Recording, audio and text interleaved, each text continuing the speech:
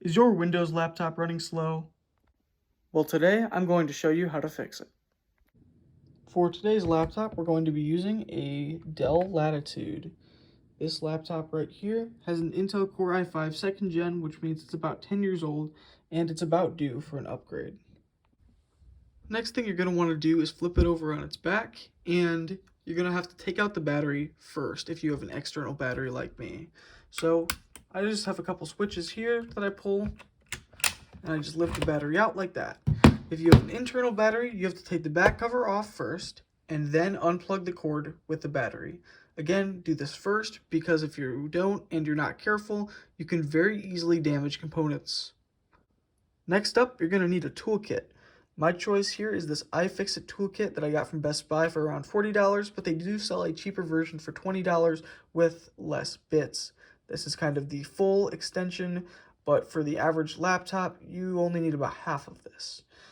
So once you've picked out this and have a good place to store all of the screws, because some screws are different sizes, you're all ready to get started disassembling your laptop. You are also going to need a good toolkit. I recommend the iFixit kit. It's only about $20 at Best Buy and can handle basically any laptop. You're also going to need a place to actually store all of the screws because some screws are different sized than other screws. Okay, now we're going to start unscrewing. First we have this one.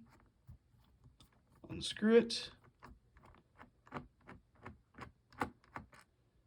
And be sure to place it in the correct category. Now, what you want to do with computers is go across in an X pattern like this. That relieves pressure on all areas. It's not as important when you're unscrewing, but it is very important when you're screwing screws back in. Now that you've unscrewed all the screws, if you have a standard laptop, such as this Blue Gateway computer, you would need to pry it open using a pry tool. First, you start at the hinge like this, pull up, and then continue to go around the laptop as you see fit until the whole back cover pops off. But in this case, it's a bit of an older design. I'll simply slide it out like that, pick it up, and move the back over here. Now this here is all of my components, and we'll go over those shortly. Once you've unscrewed everything holding the cage in, you can simply lift up on it, and it comes right off like that. Mine here has a little adapter. After that, what you're going to do is unscrew all of the screws on the side.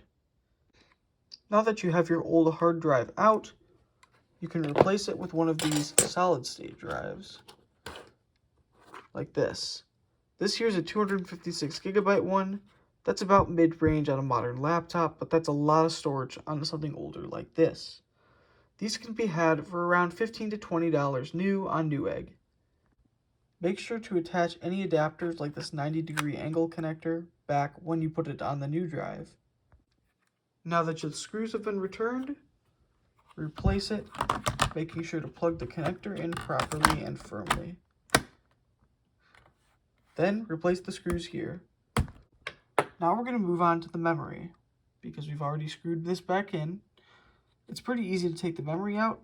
There's little levers on the side here, and you can use a screwdriver to very, very gently pull out the levers on each side, and that'll cause the memory to pop up. Now, simply pull it out. Put it off to the side somewhere safe, and do the same exact thing for the bottom. Make sure not to scratch the actual board, and you can use your fingers if you feel too uncomfortable with this. Replacing the memory modules is just as easy. You simply slide it in at an angle, although it can take a couple of tries, especially in a cramped space like this. Once you get it firmly in at this angle, push down until you hear a click and the little arms go like that. The top one is even easier because there's nothing stopping you from just pushing it in at an angle, pushing down firmly until it clicks, and there you go, you're all good. Now we're going to begin the reassembly. We have our back plate here. I'm going to slide on. Now, when you're screwing the back plate back in, you want to screw the screws back in a cross-diagonal pattern that reduces the amount of stress on the material. So first, start in a corner, all the way down. Next, take another corner, opposite from that, and do the same thing.